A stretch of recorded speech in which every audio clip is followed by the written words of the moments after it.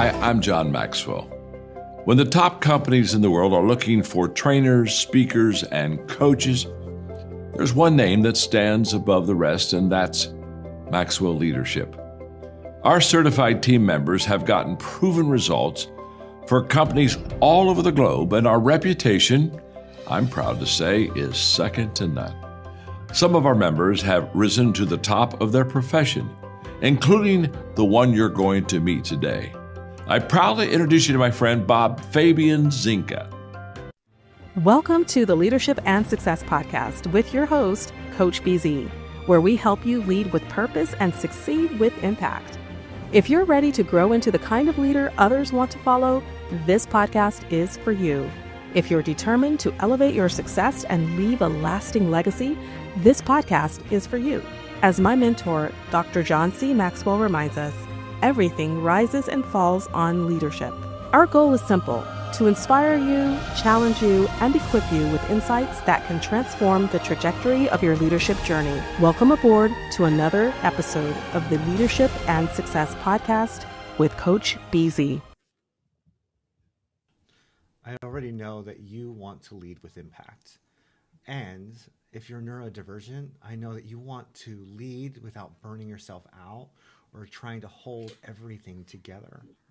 Your dream of walking into work and feeling regulated, focused, and trusted to lead your way and not the way you were told a good leader should look. But now you're drained, and you're drained from masking, you're drained to trying to match energy that you don't actually have, and performing confidence when you're just trying to survive the noise, the pressure, and the expectations. And maybe you doubt yourself. Maybe you're wondering if you're the problem, if leadership just isn't built for someone like you. What's Left Unattended is the playbook that changes that story. It helps you lead from alignment and not exhaustion. This book gives you practical systems, reflective tools, and permission to design leadership around your energy, not your input. And the truth is, the weight you've been carrying isn't who you are. It's what's been left unattended. So pre-order your copy today and start leading from the version of yourself you've been waiting to meet. All right, everybody, welcome to another episode of the Leadership and Success Podcast. I am your host, Coach Busy, and today we have a very special guest who's waiting in the green room right now. But before I introduce him, let's go ahead and practice what is our customer, what we call a moment of gratitude. This is where we take just a moment every time we meet to be grateful. So you should know the drill by now. If you would, maybe close your eyes and put yourself in your happy place and take a deep breath, calm down your nervous system, and think about what are you grateful for in this moment right now. And I think today I am really grateful for all of the first responders, right? People in the military, police officer, law enforcement, FBI, Secret Service, nurses, doctors, really people, in my opinion, who save life. And I think we can never be too grateful for the work they do, right? Our fellow citizens who are willing to put their lives on the line for their neighbor. And there is such nobility, I believe, in service. So that's what I am grateful for right now. So if you would let us know, where are you joining us from? What city, what state, if in the US, and if it's outside of the US, which country, since we've gone global these days, and also what you are grateful for. Let us know in the comment. And most importantly, if you do have a question for our guest, Coach Ron, go ahead and type your question in the comment, and we will be answering you live. All right, let me see if I can properly introduce our guest today. Today, I have the great honor and privilege of speaking to Coach Ronald Sosa, a Neuroinclusive leadership coach, speaker, author, and executive director of the Uncharted Veterinary Conference. With over 20 years of leadership experience, Ron is on a mission to help leaders and organizations reduce burnout, improve communication, retain top talent, build human-centered, neuro-inclusive workplaces. As an AuDHD leader, Ron brings a powerful and authentic perspective to leadership, is challenging outdated systems and helping leaders design environment where people can thrive without masking who they are. He is the author of Rewriting the Rules, What's Left Unattended, and is the host of the Left Unattended podcast.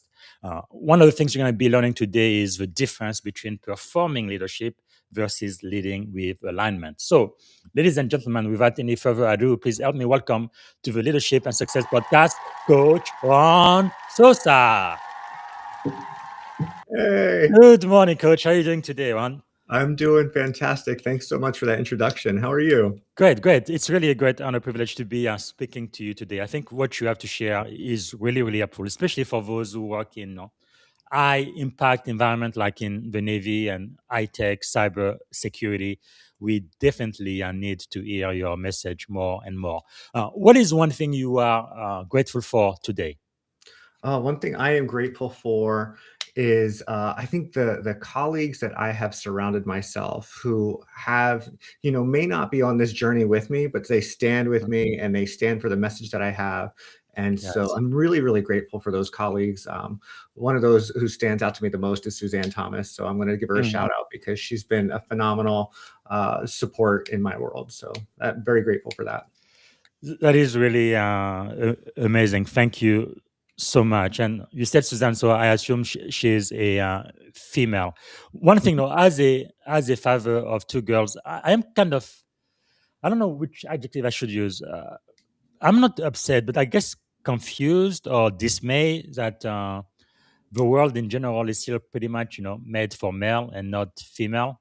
And I just don't understand that. If a woman has the same background, the same leadership experience and credential education as a man, why do they get paid less? Why do they have less opportunity, especially in America? It's supposed to be the home of the brave and the land of the free. And I just don't understand that. But Yeah. anyway, part of the reason why I do this too is I really want to put the spotlight on women and people of color and people who've been generally marginalized in this society. But I just feel like in 2026, it shouldn't even be a question anymore. But I anyway, agree. I I agree with you so much. I do appreciate you lighting your colleague. Is there maybe something about you that most people may not know when they first meet you? Yeah, I think that the first thing that comes to my mind, what they don't know is on paper, I think it looks fantastic, right? My career has been this wonderful roller coaster and has gotten me to elevated levels in leadership and Mhm. executive leadership now. But one thing they don't know is the struggle it took to get there, all of Mm, the pitfalls it took, all of the things I did wrong and had to learn from, yes. all the ways that we'll get to later about performed leadership versus was authentically a leader, in Hmm. my opinion. And so that's what I want to bring out to the world, right? Like those Right. struggles need to be normalized. So that's one thing that they won't notice right away.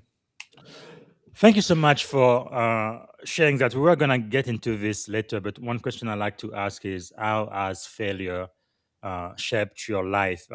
Because this coin, which was given to me by one of my best skipper in the Navy, one side says success, Mm, the other side says failure. Really, two sides of the same coin. And you are right. In the society, we really glorify success and all of that. Which, no, I guess there is really nothing wrong with it, but we do forget that failure is part of success too. And people usually don't want to talk about that. But in my opinion, you won't be successful if you didn't go through those failures. So it's definitely something I would like to focus on today because it makes you more relatable and also you are able to help a lot more people, in my opinion, with your failure stories than you do with your success stories. yeah. But I think this is going to be a very powerful episode. I guess to get started, I wanted to ask you, Coach Ron, you've had a powerful journey from veterinary medicine to now executive leadership to neuroinclusive leadership coaching. Yeah. What moment changed how you see leadership? Yeah, I'm going to tie both of those things together because it was a moment of failure in my leadership that Mm, really tied it together for me, which was I remember I was a young practice manager, so newer into leadership. a few years in, and learning all the things that I could learn. And in veterinary medicine, and I think it's like this in probably many other professions, where you kind of get promoted into leadership, even though you probably shouldn't have been, or you were really good at process. So it's like, hey, why don't you do this, right? Mhm. And so I didn't get trained to be a leader. I just knew what I thought to be right by those who came before me and what I have seen.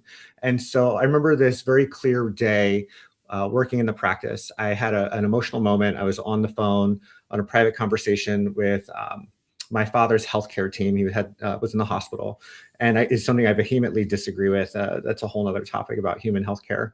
But I remember coming back into the practice, and like many of us who are leaders, you get bombarded by questions, right? Whenever you leave a space and come back, Yes. you're the path of least resistance, and so you get all the questions. And I got bombarded, and I'll never forget, I snapped at my team, and I never ever wanted to be that person who yelled Mm. at my team, right? It was like the antithesis of everything I wanted to be.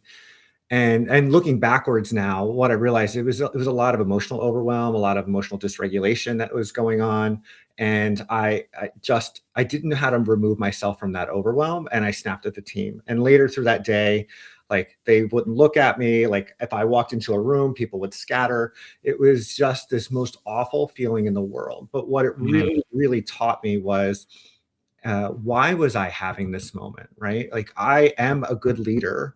Even though I'm new and even though I'm learning, I knew I was a good person. I knew I was a good leader. Yes. Why was this still happening to me, who I thought was good, right? And so at the same time, I was having very similar relationship problems with snapping at my spouse. And so I like to jokingly say I went into anger management because that's what my partner wanted me to do. And I came out with my first ADHD diagnosis. And so it Mm. really kind of opened my world to realize, like, I was in a state of emotional dysregulation, Wow. and I didn't define the container for me to walk away from that before allowing it to get the best of me. And so that impact really stays with me. And I remember that acute failure for probably the rest of my career. And it makes me look at when teams and my people out there have a moment of out of character or unwanted behavior, like, what's underneath that is where I want to get curious, because I know there are good people who just have a bad moment. So during that experience, what was going through your mind? Oh, it was how do I get out of the moment, right? Feeling overwhelmed. It was like, just, I saw white, right? I didn't know what was going on. I just needed to get out of that moment. And so yelling was in my way getting out of that moment, right? And I was allowed to Mm. retreat to my office and then kind of re-regulate myself. And after I came out of that moment, it was so much shame placed on me. Like, why am I like this? Why am I such a bad person, right? And there's so much about tying it to who I was as a person and that identity of being a bad leader or being a bad person, or, why can't I Yeah. just be good like the person I saw before me? There was so much shame in that, and so that's kind of what I was going through, and I lived with that shame for quite a while. Hmm. Thank you for also sharing your feeling about the aftermath of the moment. But while you were in that moment, what did that feel like? Like, it's like the eye of the storm for a hurricane, right? Hmm. Like, when I was in that moment of yelling at my team, it was like everything just stopped and quieted and the time stood still, and I didn't know what was happening. It's like my body and my brain took over, and my Mm. consciousness went somewhere else. I had no idea what was going on until the fraction of a millisecond later, and the aftermath of that yelling happened, and I realized, oh my gosh, what did I do? And I needed to get away. Wow. And what were you telling yourself when that happened? Yeah, it was a lot of that self-shame. I'm a bad person. I'm a bad leader. Mm. I'm not cut out for this. Maybe I should quit. Maybe I need to find a new job. How do I face these people Wow. again? Yeah. Oh, what kind of conversations am I going to have? What am I going to tell my business partner? Like, it was a lot going on, and I didn't know how to handle it in the moment. Did that experience shake your confidence as a leader then? 100% shook my confidence. I really didn't think I was going to stay in leadership after that. Because if I am the leader I always had that I didn't want to have, and I embodied that person, why would I Mm. continue in it? Man, so I guess you kind of question whether you were the right person to lead. Hmm. Do you feel like, because again, thank you so much for Yeah. sharing this. The reason why I want to stay here just for a second time, I'm really trying to see Yeah. many Please. people who are listening to the show, they could really be helped by this. And again, this is the work you do, right? Unmask yourself. I think in society, we really, especially for men, in my experience, we try to present ourselves the best way possible. We look like we are very successful on the outside, but on the inside, we are Yes. dying. We are struggling, and we don't want to ask for help. No, one way I truly relate to this in the military, I believe there is a greater number of people who have PTSD but who haven't been diagnosed yet. And I Mm. feel like, especially for men, we don't want to raise the hand and say, I am emotionally injured and I need help. Now, if you get a physical injury, there is no shame, there is no taboo. Yeah, of course, patch me up and I'm going to go back to the fight. But if it's emotional, then we feel like we are less than. Yeah. And I think it's really hurting a lot of people. That's why I start the show with moment of gratitude, because about 21, 22 service member and veterans who commit suicide, not every week, not every month, every single day in this country. Uh, And I believe it's really an epidemic. And I feel like we really need to take this mask off and ask for help when we need it. So thanks again for sharing that. Where there may be some lies you were believing about yourself during that time. And again, I'm really grateful you went ahead and you did get your diagnostic, and I'm sure things got a lot better yeah. after that. But prior to that moment, was there lies you were telling yourself? Prior to that moment, there was a lot of confidence issues, right? You get put into a position and you always wonder, am I good enough to be doing this? Do I know enough to be doing this? That imposter syndrome kicks in Mm, of how could I be doing this? Like, I know I was good at this process, but this job is not what this process was. And so why am I here? How did I get into being a business partner with someone, right? It boggled mm, my mind that I was even asked. And then how do I say no to that without disappointing someone? There was just so much yes. going on the internal world for people like me in general. I think, and maybe this is more broadly stroked, and I think this happens in intersectionalities of other marginalized identities, but the internal Yes. world is not always safe, right? Mhm, Because the external world has told us it's not safe for so long. So our own internal thoughts are no longer safe. mm. Is there anything that you were afraid people would see if they really knew what you were going through during that time? 100%. I thought that I wouldn't be looked up to as a leader. I wouldn't have the qualifications to be where I am. I think I would be questioned. I was so worried about people not following me or what they would think. I would have turnover. What would the new Mm, people think? Why other people left? There was just so much that would spiral in my head. And that was all the time. That was every day, right? Like, if I'm found wow. out, what's going to happen? So what then changed for you? What was the turning point? I think the turning point for me was getting that diagnosis and then really reading it. And I mean, and this was back probably 15 years ago. So we didn't have a lot of information out there as we do today. And even today, it's not great because there's a Yes. lot of misinformation. But just being able to read and find articles and find associations and find groups of people who are also going through the same thing and realizing that you're not alone in this struggle, I think Mm, was deeply validating. And then yes. also it gave me a stepping stone. It was like, okay, if this is what I go through, and this is, I don't want to say normal, but this is the experience that people do go through, Yes. then there's got to be a way to get back to quote unquote normal, right? There's got to be a Mhm. way.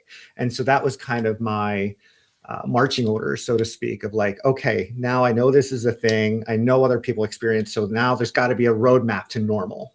Yes.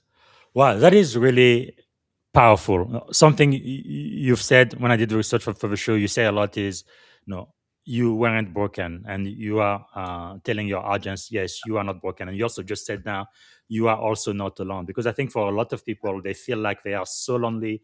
There is nobody to talk to, and they feel like there is no hope for them. Again, I am referencing to my military brothers Mhm. and sisters who end up committing suicide, and it is such a big big lie. And again, part of what I am trying to do here with the show is to just bring a little bit of encouragement and spotlight and hope and say, no, you are not alone. There are a lot of other people, including myself. I may be a commander of the most powerful Navy in the world, but just now, a year and a half ago, after my last deployment, I was diagnosed with PTSD. And the truth is, I had actually I found out through psychotherapy. For me, it actually started back in 2009. I remember 2009 because Michael Jackson had just passed away. He was on the news all over the place. So I was deployed in the USS Essex. That was the first time I saw a dead sailor, and that's actually where my PTSD started. But I really didn't know that until 2024. So it's been a long time dealing with it. But I guess one question I have for you, sir, is when did you realize, okay, first, I am not broken, two, I am not alone, and I am not staying here. I am going to rise. I feel like that's really something that needs to happen to each and everyone if they have any hope of getting to what you call a quote unquote normal. Yeah, I think that for me, I had a past of maybe trauma's too strong of a word. I've never Mhm. really gotten a diagnosis of PTSD or anything, but I've gone through some pretty adverse childhood events Mm. myself, with mother abandonment, whatnot. And I remember in these moments, I try to remember how much I have gone through, Yeah. and as much as those moments have been awful in my life and I have been at the lowest points in my life, they have always been great stepping stones towards Mm. turning around and having personal growth. And I Yes. really cling on to that idea. And I go back to that childhood event and Mm. realize, like, if that hadn't happened, these other events wouldn't have happened and I wouldn't be Yes. where I am today. And I really Wow. try to remind myself that when I'm going through a down moment, that it's still just a moment and there's Mm. something waiting for me on the other side to grow from. Yes. And I really try to use that post-traumatic Right. growth and lean into that Yes. harder, knowing that it's there. That is really, really powerful. I guess it's really a mindset, isn't it? I think so. It's like when I feel the moment of being low, right? There's two options. I could stay in that and I can wallow in that and I can Yes. let that consume me, or and sometimes I stay there, right? Sometimes Hmm. I think that it is an appropriate time to stay in that for a period of Yes. time. And then there's something in me that just clicks and says, if I stay here too long, it's going to go bad, Yes. right? Like when those thoughts start to creep in, I need to start moving. I need to get up and get out of this. And I've proven to myself that I've done that before. And I try to remember that moment of how I pulled myself out of it Mm. before, so that I can try and find what is the structure I did that before, so I can use Yes. that as a ladder getting out of it this time. I really like what you said, sir, because it's true. So sometimes absolutely appropriate and normal to stay there, but just don't stay there forever. You know, it reminds me of a story. I guess it's from the Bible in First Samuel 17. Everybody knows about the story of David and Goliath. But one thing David was so confident is he said, "Okay, I remember I fought the bear. I remember I fought the lion and I won. Therefore, this giant Philistine. Okay, this is my time." So that kind of built is confidence. I think it is so important to remember some of the small victories we had, and that kind of help us face whatever challenges we are facing now. That's quite powerful, isn't it? Yeah. It's easy for us to face a challenge and always look forward, right? Like, what's the next thing? Yes. What's the next thing? What's the next thing? And I think we do that in moments in our life too, right? Like these pivotal milestones. But I've realized how important it is to look backwards and Mm. realize the triumphs that we and hold those for a moment, right? And really hold. And sometimes they're small, sometimes they're large, but we've Yes. got to be able to hold on to those moments, because otherwise we're just looking for the next problem to solve, and that's exhausting and that is defeating. Yes. Well, because one thing I've always tried to figure out since I was a teenager, I really never quite understood. Sometimes you have people from the same family, even same parents, same background, they went to the same school and everything, but one person would be quite resilient, and the other people, when they face just the littlest challenges, they just fall apart and they kind of die. And I'm like, what really makes the difference in your experience, especially with all of the experiences you've had and all of the coaching you have done? What do you think makes somebody more resilient and somebody else that just kind of fall apart in face of Oof. adversity? Where does that come from? I think that I've read a book recently from Scott Barry Kaufman, and I think it was Mhm. called Rise Above. And I'm still actually in the middle of the book, but he talks about how some of it is genetic and some of it is environmental. And I've always tried to ask myself, what in me caused me to have resilience, right? Because I think about Okay.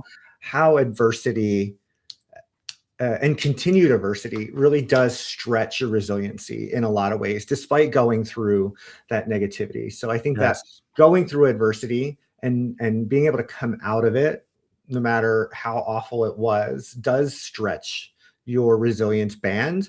That Hmm. doesn't mean that your resilience band won't snap, but I do think that it does. It proves that you can go through it, and then it stretches it a little bit. The problem is when it stretches so much that all you go through is that adversity after adversity after adversity is when that Mm. resilience band will snap. And I think that's where the burnout and the ideations come from. Wow, that is quite powerful what you just said. So, from what we were talking earlier, what did you start doing differently after that? After you made the decision, okay, I'm not gonna stay here. I am going to rise. What became different for you? Yeah, so if we go back to the moment where I yelled at my team and I was like going down what I call the self-discovery rabbit hole of my ADHD diagnosis and realizing, okay, this is the thing that happened. How do I make sure this doesn't happen, right? So Hmm. finding some regulation techniques for me when I was going through an emotionally dysregulated moment, reading all I could, not just on ADHD, but like better emotional intelligence. And that's when I started like reading leadership books and going, how did Yes. other people handle these situations? Hmm. um, like credible leaders, like, that's when I started reading Simon Sinek. It's one of the reasons I think many of us follow Brene Brown is like, you Yes. want that leadership, but you also want that heart center inside that leadership as well, right? I don't ever Hmm. want to lose that softness of who I am. Yes. Wow, that is very powerful. And the book you mentioned earlier, Rise Above by Scott Barry Kaufman, Yeah. PhD, overcome a victim mindset, empower yourself, and realize your full potential. Wow, that is quite a journey for most people, isn't it? Yeah, it is. And I will say that, I have probably generational trauma between my grandmother who put my mother up for adoption for her traumatic reasons, and my mom being in, the foster care system and a runaway and, Mm. having a child at 15 years old. And so there's a lot of like generational trauma in there. And so it really had me not only just look at myself, but give me better respect and understanding for the family members who are still stuck in their own trauma and they're still stuck in Mhm. some old narratives, have not leaned into that post-traumatic growth that I have. Because here's the downside of having post-traumatic growth, I think that I don't hear many people talk about, which Yes. is when you've done it and you've done it well, because I think I've done it pretty well several times in my life. I look at other people and think, why can't you do this? Right? Like there's a Mm. way out. And for me, I can only speak for me, is that I look at people and I sometimes the judgment brain goes and like, why can't you get out of it? There's steps you can do. Yes. And I don't want to be judgy, and I never let those thoughts leave my mouth. But it does give me moments of pausing on like, there's a way out. Why can't everyone else get out of it? So I think Wow. that book really gave me some language and some understanding to realize there are people that are just stuck. Can you mention the name of the book again, please? The Rise Above. Right. Oh, so that one. Okay, Yeah, yeah, by John Kaufman. That is powerful because you also mentioned Simon Sinek. One of his most popular book is yep. Start with Why. Uh, One of my favorites. and then you mentioned Dr. Brené Brown as well. And Dare to Lead is probably one of the most popular New York Times best-selling book. What did you get out of reading those? Yeah, for me, start with why is a very neurodivergent thing to say, right? So somebody who's is ADHD and autistic, I want to know the why on everything, right? So I got Mhm. labeled a difficult team member Yes. because I wanted to know the why before we did anything, right? And if a leader wasn't willing to give me the why, then I had a little bit of a rebellious streak before I became in leadership. So when I went into Yes. leadership, that book really called to me is start with why, because it Mm. was like I feel validated that I've always wanted this from my leaders and I never got it. So it was validation that I will always give my team the why if I can. And if I don't, I want them to challenge me and ask me what the why is. That's powerful. And what about the book by Brené Brown, Dare to Live? Yeah, Brene Brown talks about a lot about the man in the arena, right? Yeah. And I don't remember the exact quote, but she talks about how Actually, sorry, I had a guest a couple of days ago. She kept calling it the woman in the arena. I'm like, what? But yeah, but I'm like, yeah, she definitely owned it. But I love that. anyway, yes, Yeah, she talks about the, let's call it the person in the arena, and yes. how I think there's somewhere where she talks about how I have to put on that suit of armor, Hmm. right? And for me, it was very parallel for Hmm. as a marginalized identity, the amount of armor that we put on as Yes, a ADHD neurodivergent person to not hit the negative feedback, right? That's the masking part that I think about, parallel to masking. Whereas I yes. don't want the negative feedback and I'm going to chase the positive validation. So I went into leadership chasing positive validation because I was good in process. And I think that's exactly where that imposter syndrome come from. It was like I was chasing Wow. validation. I went into leadership and now what, right? Like there's nothing to chase. And Yes. so that was like, why am I here? Should I be here? Anyway, so Hmm. that parallel that she talks about putting on the armor Yes. is to me very much indicative of the masking. And I know a lot of other marginalized communities, they call it other things like code switching, camouflaging, contortion. There's a lot of Yes. words for very similar behaviors in different communities. But to Hmm. me, it's very indicative or parallel to what she talks about armoring up. And I'm like, let's take off the armor, like allow us to be Wow. human beings across the table from a human being. That is so powerful. Now, I feel like in 2026, there's still a little bit of stigma no, if you are diagnosed with ADHD or PTSD or whatever it might be. Like there was a time I know about 15, 20 years ago, I joined the Navy 21 years ago. It was not in your best interest to let your command know that you were suffering with some type of emotional injury because people who did see psychiatrists, psychologists, and so forth, they usually ended up losing their security clearance. And once you lose your clearance, you are no good to the service anymore. It's pretty much career ending. That is no longer the case. Thank God for that. And also, the VA has a lot more resources and help. So, it is becoming more normalized. But still, though, as a society, I feel like we are not where we need to be. Some people still feel very much discriminated against when it's not like they are abnormal or less than. And if even worse, sometimes people used to be called um, I don't want to use that word, but retarded or things like basically just pure ignorance. Yeah, oppressive language. Yeah. Yeah, what do you think we can do to kind of help society see us through who we really are as human being, but not stigmatize those who have been diagnosed Yeah. any longer?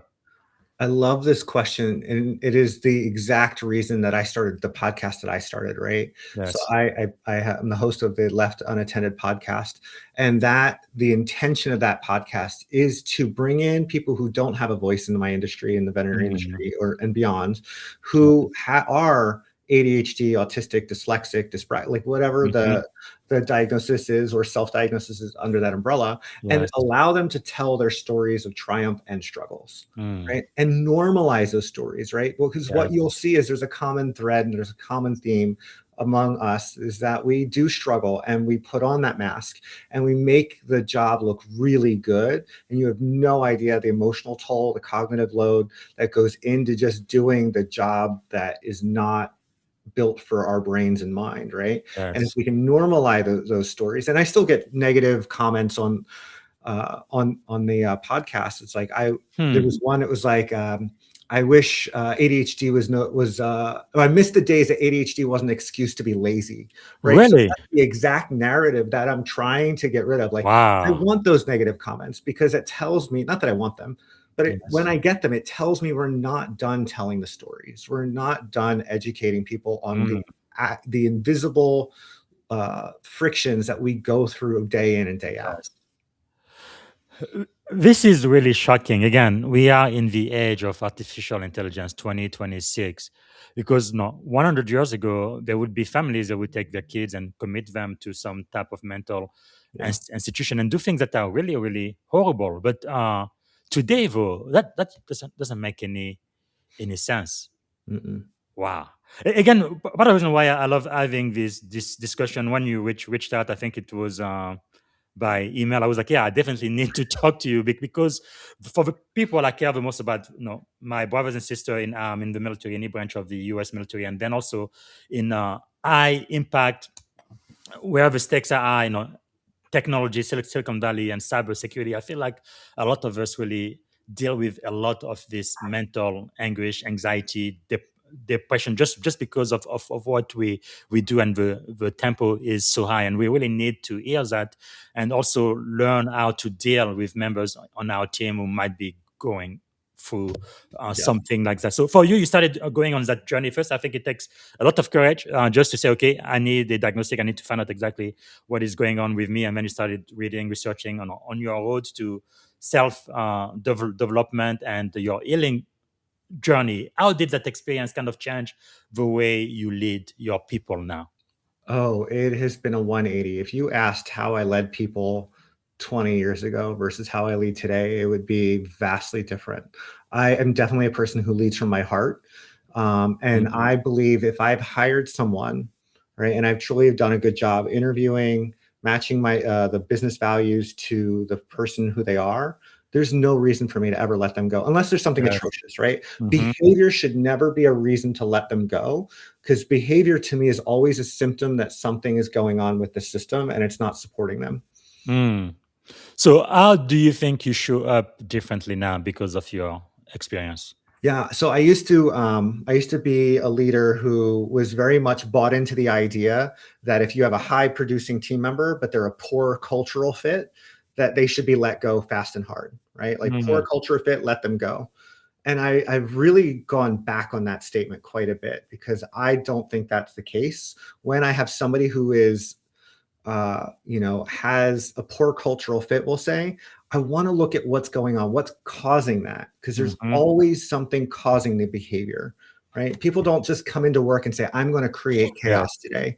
I don't know Yes. anyone who has, unless you've been pushed to that point, that says, I want to go into my job and create Mm. chaos and yell at people and be, a toxic Yes. person. I want to dispel the myth that a toxic team member does not exist. Mm. And I think that there are reasons for behavior that happen in our workplaces that we need to look at. People need to feel heard. They need to feel seen. They need to feel validated for their own experience, even when it does not match our own. Yes. They need to be nurtured.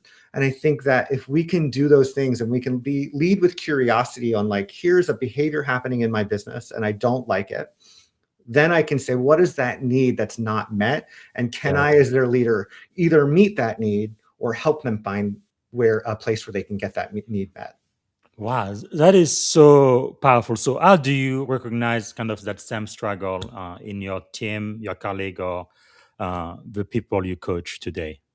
Yeah, so I'll give you an example. When I was still in veterinary practice, I had a receptionist who I was very thankful that she disclosed her diagnosis with me, and she would very much emotionally dysregulate whenever she would have a phone call or an interaction with a client that didn't go Mm. well, right? Like there was a disagreement, they didn't like something. She took Yes. it very much to heart, and it would emotionally dysregulate.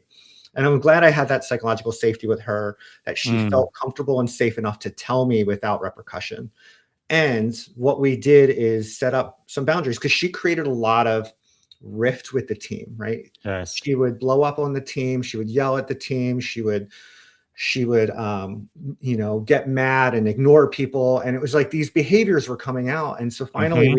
we sat down several times, and I think the thing that shifted for me was like, okay, I understand that you are going to have emotionally dysregulating moments, right? That's the human part. You are Yes. going to have these. How can we come up with a co-created plan together so when these moments happen, the team and the clients are not impacted? Mm. What can I do to help keep you and the team safe in those moments, right? And for her, it was very much like, let me come in your office, and we had coloring books for the Yes. kids, and it wound up becoming like a Mm. regulation moment. I had a punching bag in my office, so you were allowed to punch the punching bag. Like, Yes. whatever Wow. you needed, like, let them co-create what they need to re-regulate. And then if it's for 5 minutes and then they can get back Yes. out and re-regulate without impacting the team or the clients, Wow. like to me, that's a win. And any That's other incredible. leader, and I Yes. talk to people all the time, any other leader, I think they would have terminated this employee and called them a Mhm. toxic employee. I don't think Yes. so. I really don't think people are Wow. naturally toxic. That is really powerful. Actually, you said psychological safety. I don't know if Dr. Amy Edmondson, I consider her a mentor from Harvard University, Mhm. but she's written a lot of books about psychological safety. Can you define that for us? I think that is so key. I'm probably going to butcher her actual definition because I take her definition and I separate it a little bit. But Hmm. basically, the gist of it, I think it started from human medical, where there was a Hmm. lot of errors and mistakes happening Yes. in teams that never spoke up about the mistake, right? But when she polled other teams that had less adverse outcomes, Hmm. what she found, the only difference was people were allowed to speak up when they saw something wrong.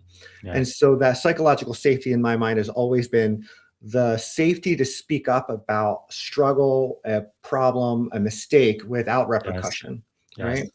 To me, I think that there's probably a little bit more separation from a neurodivergent side, Hmm. which which says I can come to you, my leader, and say, hey, I'm really struggling with time blindness, right? I have Yes. ADHD. I'm really struggling with time blindness, which means I have a real hard time getting to work at 8 a.m. And Hmm. sometimes I'm late, and a lot of times I'm late.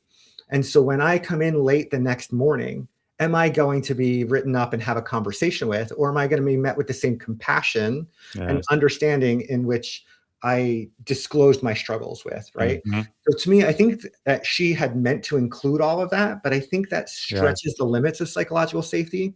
And Yes. I've heard many people call it psychological autonomy. If Hmm. you create a safe environment where people can speak up, then Yes. hopefully we can create an environment where they can actually act and be who they are in their struggles. That is so powerful. Can you say that one more time, please? Wow. Yeah. So psychological safety to me says I can speak up to my leader and say, here's what I'm struggling with, Yes. and be met with compassion and understanding. And when I Mm. show up the next day, which is psychological autonomy, with those struggles and what it looks like, I am still met Yes. with the same understanding and compassion that when I told you about the struggle. So powerful. Talking about compassion and empathy, did your journey make you more empathic or more demanding as a leader, or both? I think it has made me more demanding to other leaders and more empathetic on the team. It's powerful. So I have, what? Oh, sorry. Go ahead, I was please. gonna say I have a lot. The bar is raised for me for other leaders, which Yes. I recognize is not always fair because they don't have the background and knowledge maybe that I do at this point Yeah. in this realm. But Hmm. I have a higher bar for other leaders now. Well, the good thing I know you've written at least no this one book, Rewriting the Rules, a leadership model for a neuroinclusive, human-centered workplace. I think that's very key. But also the workbook we mentioned in the intro, What's Left Unattended, right? The playbook for neurodivergent leaders who are done performing and ready to lead from alignment. So I think definitely raising awareness across the workplace, across all industries. That's definitely key. I mean, especially in 2026, that's really what really, I don't know, amazes me at times. I feel like we're not in 1950 anymore. People should definitely know better. I guess the follow-on question I have for you is, why do you think so many leaders kind of hide that part of themselves if they are struggling internally? Yeah, I think that there's still a lot of shame tied to disclosure, even with family, right? I think Hmm. that there's shame in saying that I have this diagnosis or I struggle with these things. I think that there's still a lot of shame. And I be honest with you, and I hate to say this, still in 2026, I see people who finally disclose or think they feel safe enough to disclose a diagnosis of autism Hmm. or ADHD or both or Yeah. whatever it may be. And then within a very short period of time, they're still fired and terminated. I talked to Mhm. one veterinarian about a year ago, and she has been at this veterinary practice for 30 years, no issue, a leader of the practice, medical director. Mm. And she disclosed that she's like, I was having these communication struggles. And I went and got my own diagnosis and come back and said, hey, here's where I had been struggling, and I've never let you know where I'm struggling. And here's the diagnosis, and here's where I could really use some accommodations. Wow. And within 6 weeks, she was terminated. That is so sad. For different reasons, right? But to Mhm. me, that's very indicative, and it's a very common story that I still see to this day, where Wow. we see it all around, right? Like TikTok and social media. We hear about more neurodiversity and ADHD and Yes. autism and a lot of the invisible Mm. struggles, cognitive invisible struggles. But I still don't think that our workplaces are as safe as we think they are. That needs to change. Yeah. Wow. What are some of the things you think we should do as a society to make this better? Because that's just not acceptable, not in 2026.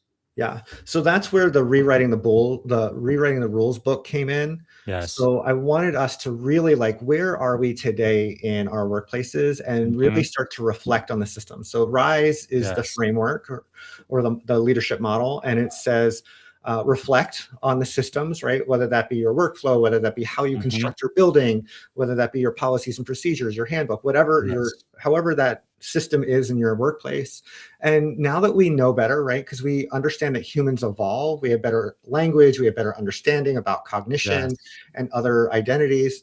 We should be doing better, and we should be looking to create sustainability for all identities in our workplace. And then Yes. lastly, empowering the next generation to continue evolving with the human being, because Yes. that's what should happen. So it's not like here's the 10 steps that you're going to do in your practice. It is very reflective, and it's very like, you're going Mhm. to try this, and you're going to spiral around the framework a little bit, and you're going to try something, and you might fail, and try something and implement Yes. it, and check it against sustainability. And maybe it works for 10 years and you have to redo it again, because our Mm. understanding of people evolve.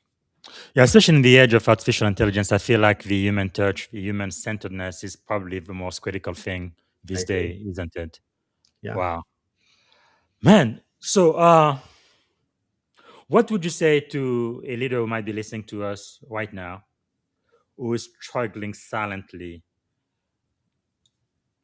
What would you tell them? If you are a leader and you're struggling silently, I would say that there's nothing wrong with you, right? I would encourage you to start writing things down. Like, where do you struggle? I am very much, I love having what I think of like a needs assessment. Are there different times of the day that you struggle? Are there areas of the business in which you struggle? Is it, and then think about the sensory needs too, right? Mhm. I think about like, what kind of lighting do we have? If you've got flickering Mm. fluorescent lighting, we know it causes migraines. We Yes. also know that it can interfere with neurodivergent brains, and we can see the flickering. And Mhm. so like, actually what I found for me was fluorescent lightings can also trigger panic attacks. That I've only Yes. ever had one, but the only ever time was when I was standing under fluorescent lighting for a longer period of time. Mhm. And I started to have another one in a similar condition. I moved away, and it immediately gave me relief. But I think that there's sensory considerations. What are the noises that are going on around you in the workplace? Like, what Yes. are the smells? What are you touching when Mm. you're in the workplace? If you have a high stimulated environment, like I have worked in veterinary medicine, there's so many different smells and things that you touch, Yes. and the lighting, and there's a lot of things you can't control, but there are some things that you can control. For me, with the lighting, if I have a fluorescent light bulb in my office, then I am going to put a table lamp on my desk, right? And drown out a little bit out of fluorescent lighting, and get Yes. myself an LED bulb. Or maybe I just replace it with an LED bulb. There's very minor, inexpensive fixes that we can do. Normalizing headsets when we're sitting at our desk, right? Not only is it great for me to sit at my desk in a crowded space, for me to focus, but it gives other people the visual cue that I'm not available to talk to right now, right? Wow. It opens accessibility up if we normalize some of these needs. So yes, the advice would be like, figure out where you struggle, figure out what your sensory environment is like, and can you minimize the sensory input coming in? Yes. And I really think looking at being very clear about what our strengths and weaknesses are, and why we like them and don't like them, it Yes. will help you advocate for what it is you want and need. Wow. Really developing in self-awareness, that is so critical, isn't it? What do you think is the role of emotional intelligence when it comes to leading in this area? Um, I think we need to build emotional intelligence, right, into leadership training, into probably into human training. Right? I'd love to Yes. see human emotional intelligence like brought into the school system. Mhm. Right? We need to prepare people and understanding different people, understanding our own wants, needs, desires in the workplace. I'm going to steal that. Prepare people for peopling. I never heard that quite.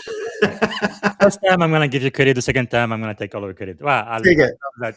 Say that one more time, please. If you guys are listening, you don't get anything from this. I think this is so important. We are really, as leaders, we are in the people business. Period. There is nothing more critical, more important than that. Yeah, can you say that one more time, please, Coach Ron? Yeah, if That's powerful. uh, I'm trying to remember what I said now. I truly believe that we need to prepare, children in the school systems for emotional intelligence, right? We need to prepare people for peopling because in our workplaces, we all deal with people. Yes, yes. People are your greatest asset, and they are also the one that cause you the most trouble. But really, as a leader, that is your job. Yes. So, as a leader, when you are vulnerable, which I think you should be at time because your people need to relate to you. You're not invincible. Uh, it's just a great privilege for you to be leading them. But how do you balance vulnerability with maintaining authority as a leader? You think? I don't think about it. I this is where the authentic part of my leadership will come in. Mm. I don't believe that my vulnerability is a detractor from my leadership, and I don't even think about it because I Yes. don't want it to be part of an equation. Powerful, powerful. So the moment you shared at the beginning of the show, how did that shape the man you are today? Not just as a leader, but just as a human being. You think? Yeah, so you talk about the moment in the clinic when I Yes. yelled. It has definitely shaped who I am and how I lead, and it makes me look at human beings as a human being, right? Like when somebody does something I don't care for, it allows me to get curious because I know I was a good person. I know I had a terrible moment that I never want to repeat again. And I'm sure there are other people in the world that have moments and maybe even repeated moments that Yes. they regret, that they feel shame for. And I think that if I can come across them, I can show them a different way. Because you also mentioned not only it happened at work at one time, but you also mentioned with your spouse. So throughout your transformation, what did your family kind of see in you during that time? Yeah, I would say my now husband has probably got the brunt of most of my frustrations because he was my safest person. Like I would come Yes. home and I could let the mask off. I can be who I was authentically. And he would always, he would be so upset a lot of times. He's like, how come you're so nice with other people and you're a completely different person at work and you come Yes. home and you're this person with me? And it was like, Mm. it took a long time for him to hear me say it's because I feel safe with you, right? Wow. And it sucks in a lot of ways because I shouldn't necessarily abuse him in that way. And I don't think of it as abuse. I was just kind of like Mhm. letting things out. And it took a long time for him to understand like it's not directed at him. I'm unloading on him. And Mhm. so we had to learn how to navigate that communication for quite a while. So he didn't take it personally. I didn't feel like I was attacking him, but then still was able to be authentically myself when I came home. Now, as your definition throughout that transformation, as your definition of success changed? Ooh, that's a really good question. Has my definition of success changed? Yeah, I think in some ways, from a leadership standpoint, I think that's where I talk about raising the bar and Mhm. how I look at leaders. Like, if we can't look at the people that we are leading as human beings, I think that is very much changed. Like, Mm. I need to look at people like people and not just part of a system, right?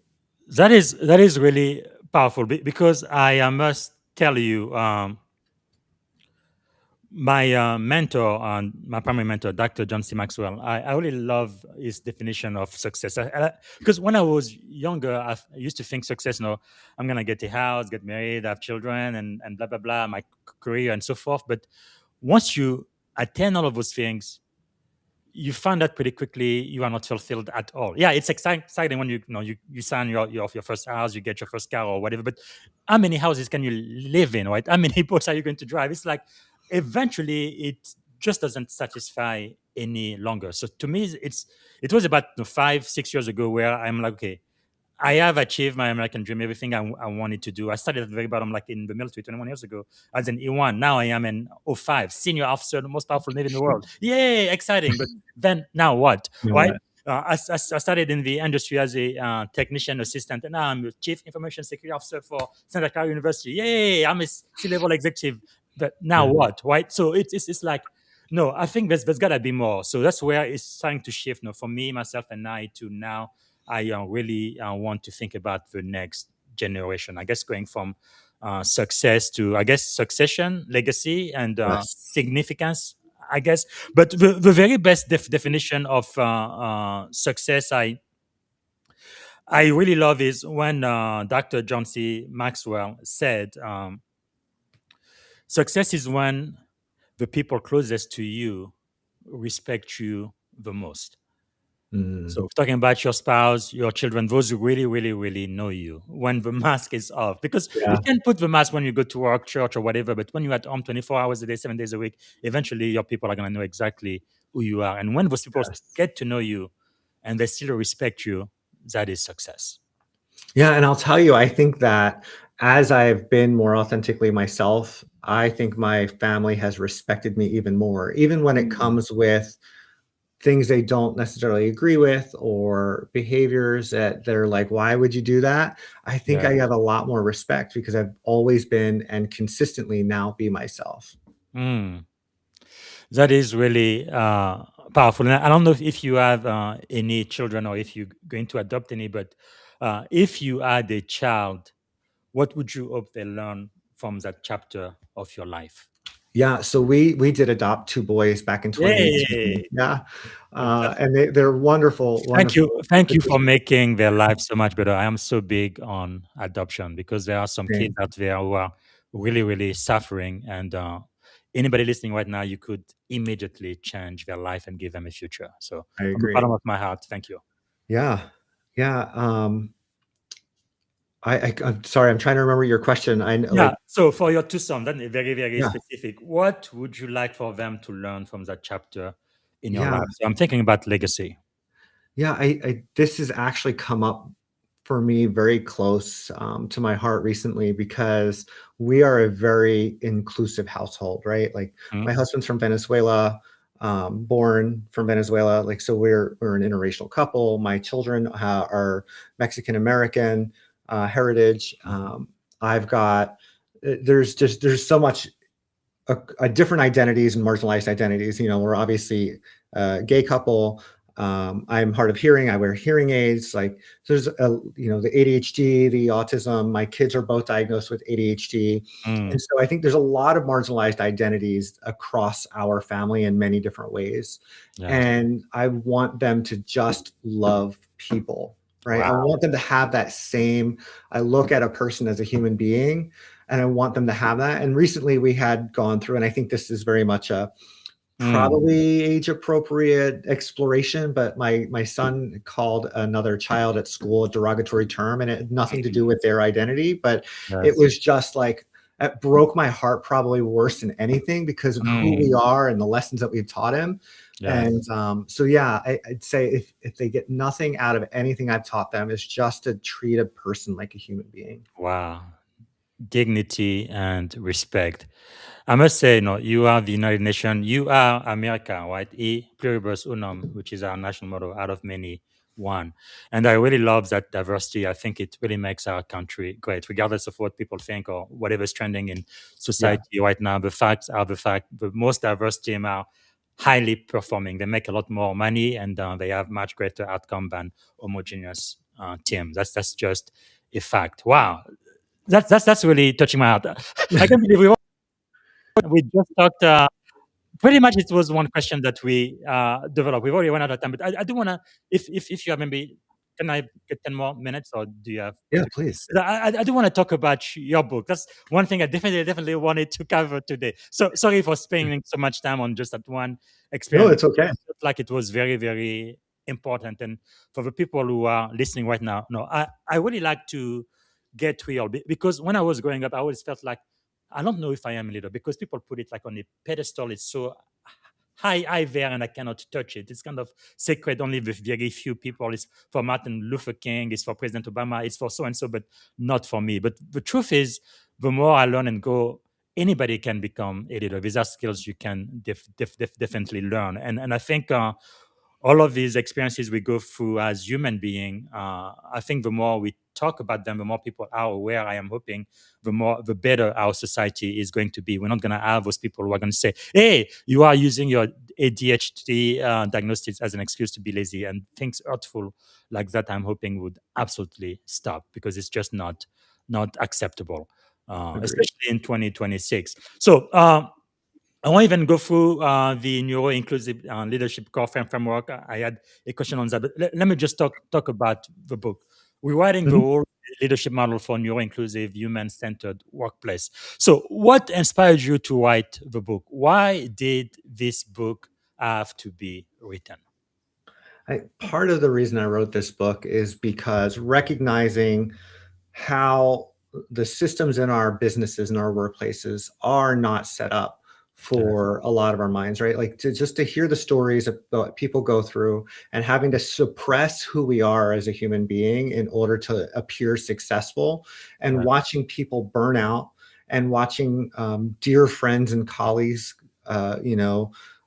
pass by suicide, because in the veterinary profession it's pretty high numbers as well. Probably not yes. nowhere near to the military, but it's Mm, definitely one of the professions with the highest number of suicides. So it's in there.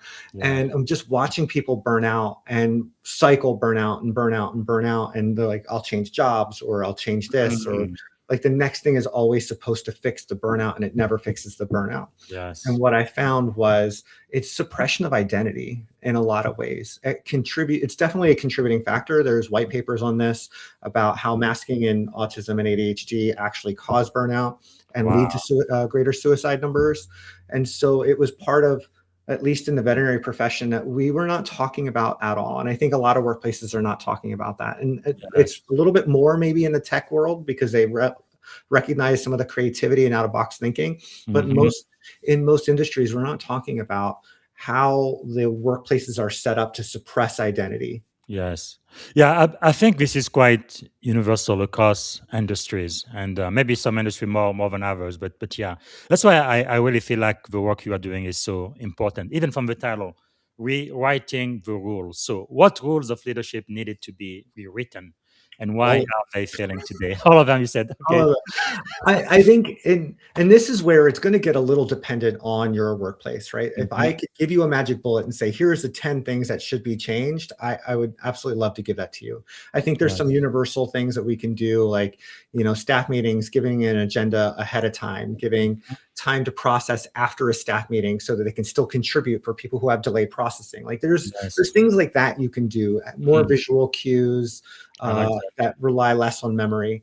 The whole point is for a neurodivergent person is decreasing cognitive load. And Hmm. one of the examples I talk about is I still work in practice about twice a week as a veterinary assistant. And I went in to help with a surgical, a dog ate something it wasn't supposed to, and they were going to have to remove it surgically. Mm, And I'm there, I'm like, I will help. And I get to this place, the surgical prep area, and it's like, all right, where are all the things?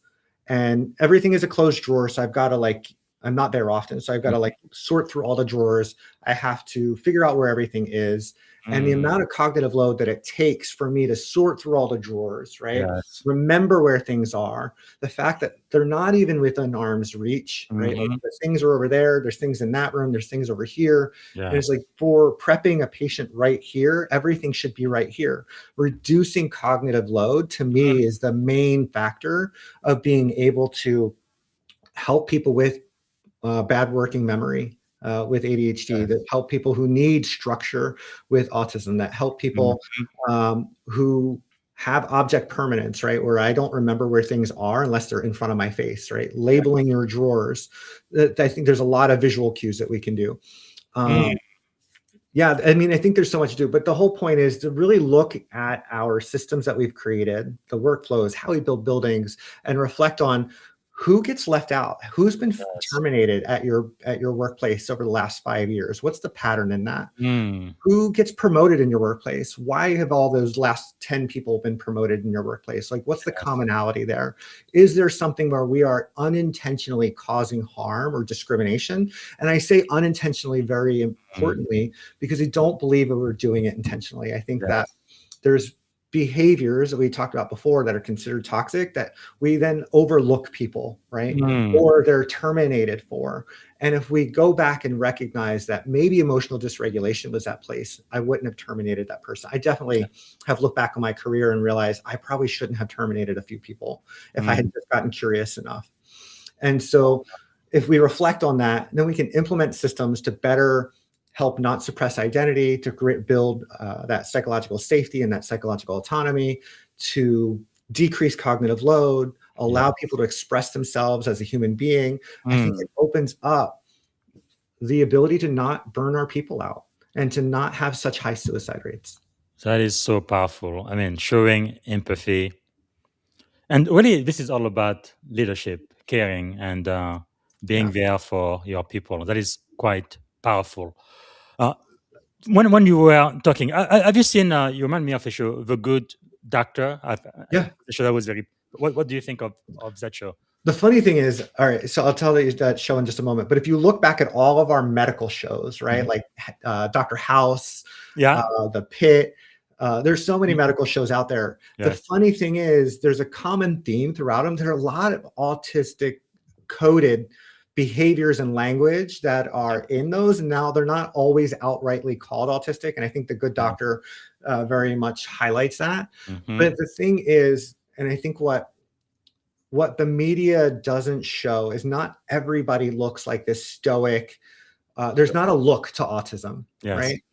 And I think that was a big shattering moment when I got my diagnosis. It's like, but I Mm, don't look autistic. I don't think I sound autistic. I don't like yes. I'm not the kid who's throwing a fit and hitting people. It Mm-hmm. was very much it broke the mold in my head. And Mm, when TV shows only show one version of what it can look like, I think it can be damaging. yes. Yes. I definitely get your point. But for me, at least, I felt like the goodness in it was to show people, yes, you may have autism depending on which varying degree, but you can be a doctor, even a surgeon, which is just like, wow.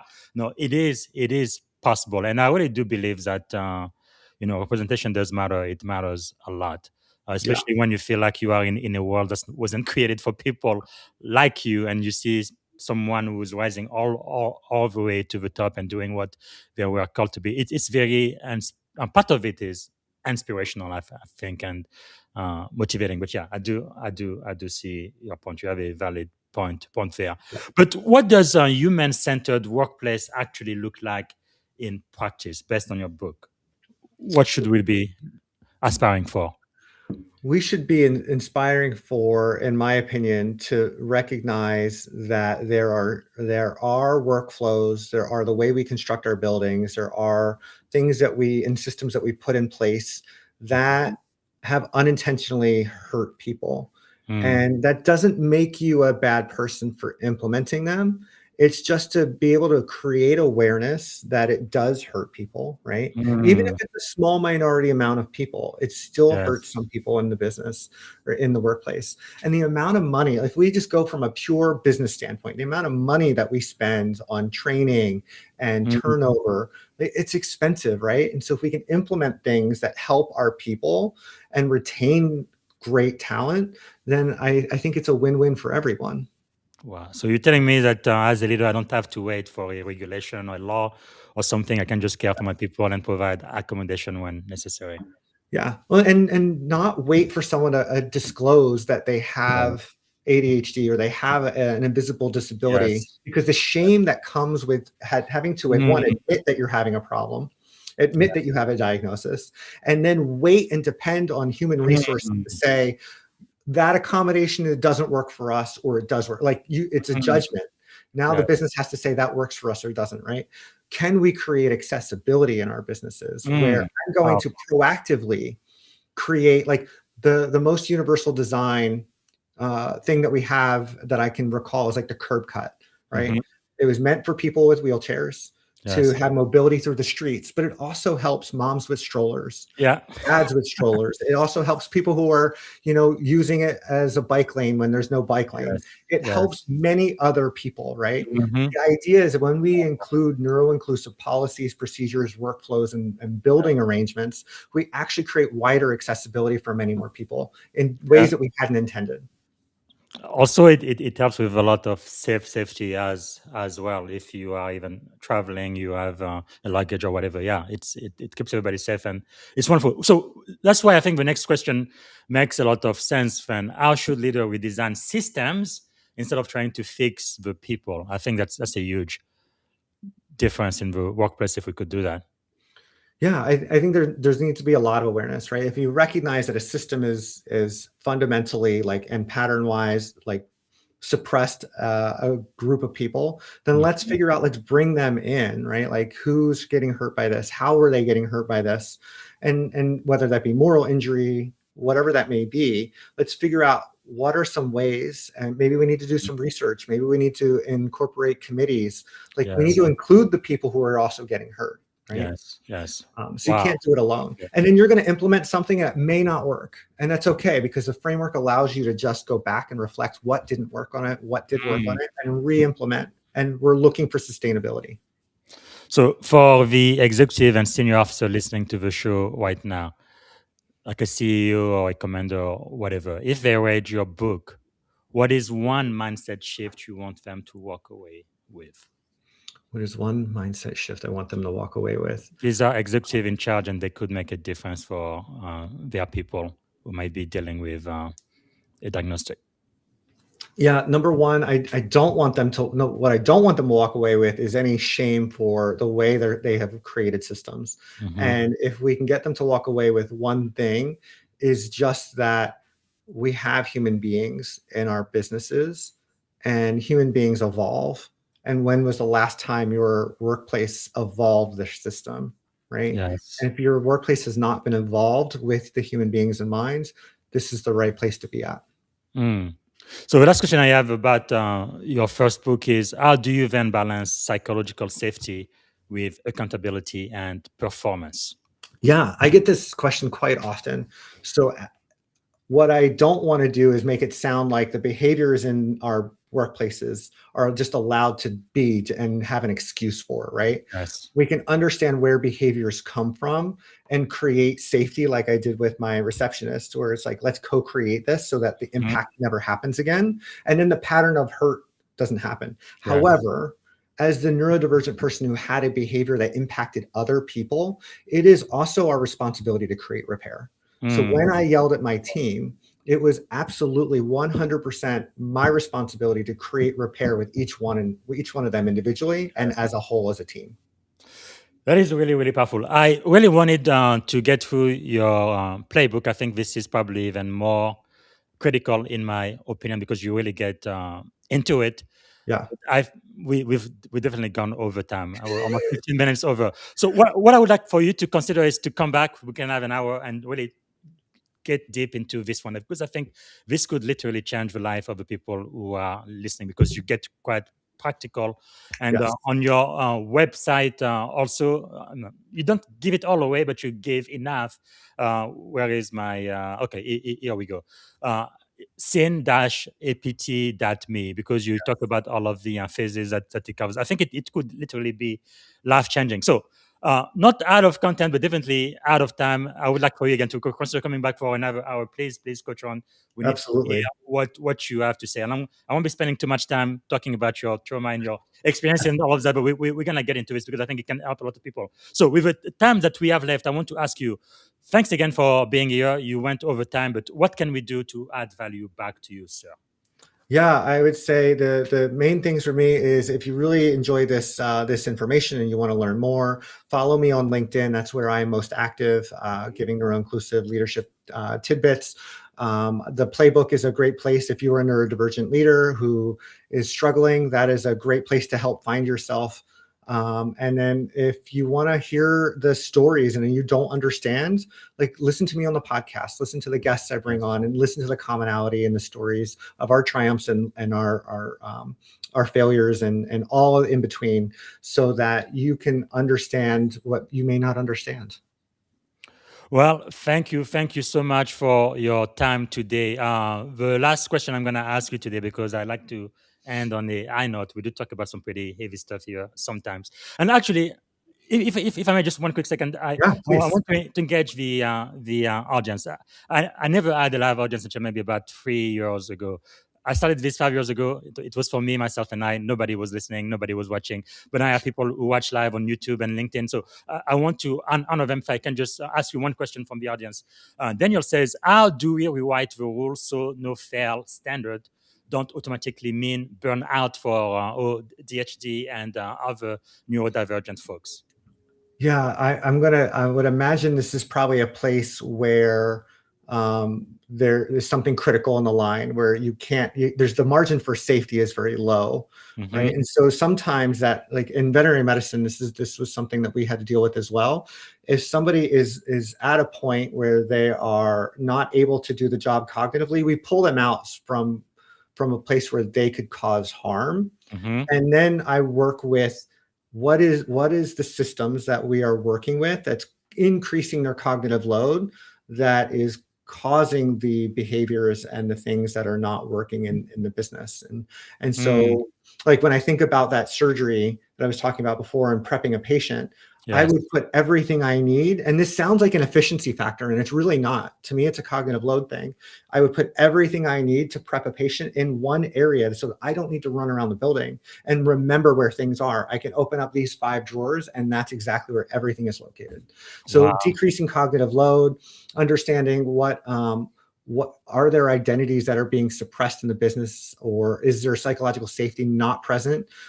And maybe it's talking and building more trust because they had an unsafe environment before. And even though your environment is safe, they don't believe it yet. Wow. That's powerful. And then you end up helping everybody else too. 100%. It's quite inclusive. Wow, that is very, very powerful. So the last question I'm going to ask you before we are done, again, just to end on a positive note, what is one thing you are optimistic about in 2026? I am really optimistic about just the minor impact that I've already seen by the people who Yes. read the book. Like it just the comments and what I have received, and it's not like, hey, here's the 10 things, but it's like, you really got me to think differently. That is what Yes. I'm optimistic at, and on a larger Yes. scale. Well, thank you so much, Coach Ron. It's really been a great honor and privilege to talk to you today. And thank you for staying a little bit longer. But next time when you come back, we're going to try to keep it to 1 hour, because I do respect your time. But I feel like the message you have really could literally change the world. And I'm just very, very fortunate to allow you to be on this platform and to be speaking to my tribe. So I really do appreciate that. Thank you. Thank you Thank so you much, for sir. having me. Thank you. Bye. Bye. All right, everybody, this is one for the book. And again, I hope Coach Ron comes back and we're going to spend our time and deep dive into his playbook, What's Left Unattended, the playbook for neurodivergent leaders who are done performing and ready to lead from alignment. And I think this will help every leader out there or anybody who aspire to lead. Let's make the world a better place. So again, follow him on LinkedIn. And it's linkedin.com in Ronald Sosa, and those are all of his credentials. And you can find his website, sin-apt.me. Now, you can purchase the book everywhere books are sold, Barnes & Noble, Amazon, everywhere they are sold. But the playbook right now, the workbook, you can find it anywhere but on this website for the time being, sin-apt.me. So I would highly recommend that you do. If you are a leader, I think you need to read it. All right, that's all I have for today.